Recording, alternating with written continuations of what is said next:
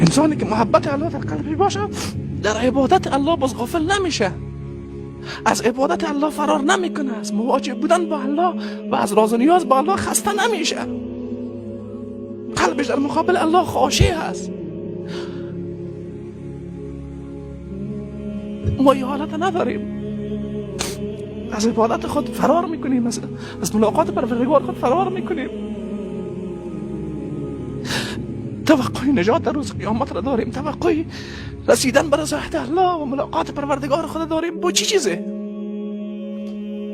با ایمان های ضعیف ما که با کوچکترین فشار ازش فرار میکنیم، با عبادت های ما که اوج سراسر از ریا و عجب و گناه و تکبر و غرور و ریاست. خود دیندارم فکر میکنیم چی چیز داریم؟ چرا از عبادت الله غافلیم؟